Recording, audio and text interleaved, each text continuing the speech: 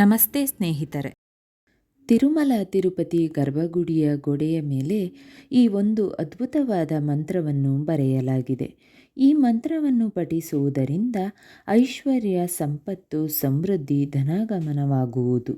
ಶ್ರೀನಿವಾಸ ಸ್ವಾಮಿ ಎಂದರೆ ತಿರುಪತಿಯ ವೆಂಕಟೇಶ್ವರ ಸ್ವಾಮಿಯ ದರ್ಶನವನ್ನು ಮಾಡುವುದರಿಂದ ಪಾಪಗಳು ಕಳೆಯುತ್ತವೆ, ದಾರಿದ್ರ್ಯವು ದೂರಾಗಿ ಶ್ರೀಮಂತಿಕೆ ಪ್ರಾಪ್ತವಾಗುತ್ತದೆ, ಕೆಲಸ ಕಾರ್ಯಗಳಲ್ಲಿ ಶುಭ ಫಲಗಳು ದೊರೆಯುತ್ತದೆ, ಕೈಗೆತ್ತಿಕೊಂಡ ಕೆಲಸಗಳೆಲ್ಲ ಸಮಯಕ್ಕೆ ಸರಿಯಾಗಿ ಪೂರ್ಣಗೊಳ್ಳುತ್ತದೆ ಎನ್ನುವ ನಂಬಿಕೆ ಇದೆ.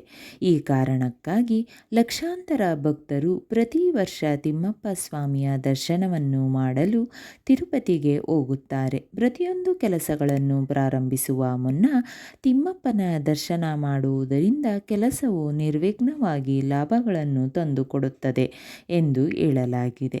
ನೀವು ತಿರುಪತಿ ಸನ್ನಿಧಾನಕ್ಕೆ ಭೇಟಿ ನೀಡಿದಾಗ ಅಥವಾ ಈಗಾಗಲೇ ನೀವು ತಿರುಮಲ ತಿರುಪತಿಗೆ ಭೇಟಿ ನೀಡಿದ್ದರೆ ಅಲ್ಲಿನ ಗರ್ಭಗುಡಿಯ ಮೇಲೆ ಒಂದು ವಿಶೇಷವಾದ ಮಂತ್ರ ಬರೆದಿರುವುದನ್ನು ನೋಡಬಹುದು. ಇದು ವಿಶೇಷ ಮಾತ್ರವಲ್ಲ, ಅತ್ಯಂತ ಪರಿಣಾಮಕಾರಿ ಹಾಗೂ ಫಲಕಾರಿ ಮಂತ್ರವಾಗಿದೆ. ಈ ಮಂತ್ರವನ್ನು ಶ್ರೀನಿವಾಸ ಐಶ್ವರ್ಯ ಮಹಾಮಂತ್ರವೆಂದು ಕರೆಯಲಾಗುತ್ತದೆ. ಈ ಮಂತ್ರವನ್ನು ತಪ್ಪದೆ ಪ್ರತಿ ಶನಿವಾರ ಪಠಿಸಿ. ಈ ಮಂತ್ರವನ್ನು ಪಠಿಸುವುದರಿಂದ ವ್ಯಕ್ತಿಯು ಸಂಪತ್ತು, ಸಮೃದ್ಧಿಯನ್ನು ಪಡೆಯುತ್ತಾನೆ. ಸಾಕ್ಷಾತ್ ಮಹಾಲಕ್ಷ್ಮಿಯೇ ವಿಷ್ಣುವಿನೊಂದಿಗೆ ನಿಮ್ಮ ಮನೆಯಲ್ಲಿ ನೆಲೆಸುತ್ತಾಳೆ. ಹಣದ ಸಮಸ್ಯೆಗಳೆಲ್ಲವೂ ದೂರಾಗಿ ಅಪಾರ ಧನಲಾಭವಾಗುವುದು. ಮಹಾಮಂತ್ರ ಈ ರೀತಿ ಇದೆ. ಶ್ರೀವತ್ಸವಕ್ಷಸಂ ಶ್ರೀಸಂ ಶ್ರೀಲೋಲಂ ಶ್ರೀಕರಗ್ರಹಂ ಶ್ರೀಮಂತಂ ಶ್ರೀನಿಧಿಂ ಶ್ರೀಡ್ಯಂ ಶ್ರೀನಿವಾಸಂ ಭಜಾಮ್ಯಹಂ. ಶ್ರೀವತ್ಸವಕ್ಷಸಂ ಶ್ರೀಸಂ ಶ್ರೀಲೋಲಂ ಶ್ರೀಕರಗ್ರಹಂ ಶ್ರೀಮಂತ್ರಂ ಶ್ರೀನಿಧಿಂ ಶ್ರೀಡ್ಯಂ ಶ್ರೀನಿವಾಸಂ ಭಜಾಮ್ಯಹಂ. ಶ್ರೀವತ್ಸವಕ್ಷಸಂ ಶ್ರೀಸಂ ಶ್ರೀಲೋಲಂ ಶ್ರೀಕರಗ್ರಹಂ ಶ್ರೀಮಂತಂ ಶ್ರೀನಿಧಿಂ ಶ್ರೀಡ್ಯಂ ಶ್ರೀನಿವಾಸಂ ಭಜಾಮ್ಯಹಂ. ಶ್ರೀವತ್ಸವಕ್ಷಸಂ ಶ್ರೀಸಂ ಶ್ರೀಲೋಲಂ ಶ್ರೀಕರಗ್ರಹಂ ಶ್ರೀಮಂತ್ರಂ ಶ್ರೀನಿಧಿಂ ಶ್ರೀಡ್ಯಂ ಶ್ರೀನಿವಾಸಂ ಭಜಾಮ್ಯಹಂ. ಶ್ರೀವತ್ಸವಕ್ಷಸಂ ಶ್ರೀಸಂ ಶ್ರೀಲೋಲಂ ಶ್ರೀಕರಗ್ರಹಂ ಶ್ರೀಮಂತಂ ಶ್ರೀನಿಧಿಂ ಶ್ರೀಡ್ಯಂ ಶ್ರೀನಿವಾಸಂ ಭಜಾಮ್ಯಹಂ.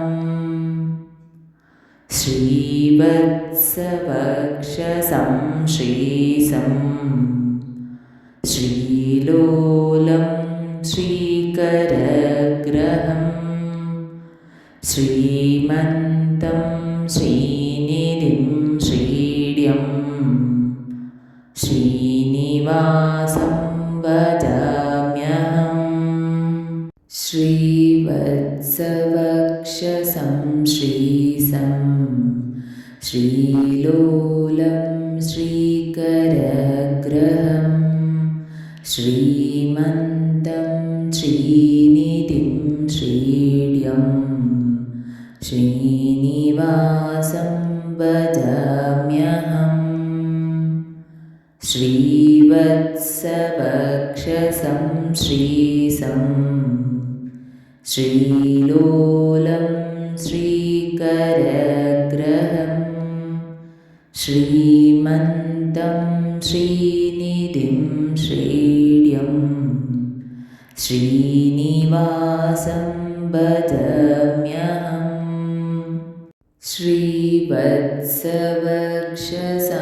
श्रीशं श्रीलोलं श्रीकरग्रहं श्रीमन्तं श्रीनिधिं श्रीड्यं श्रीनिवासं भजाम्यहम् श्रीवत्सवक्षसं श्रीशं श्रीलोलं श्रीकरग्रहं श्रीमन्तं श्रीनिधिं श्रीड्यं श्रीनिवासं भजाम्यहम् श्रीवत्सवक्षसं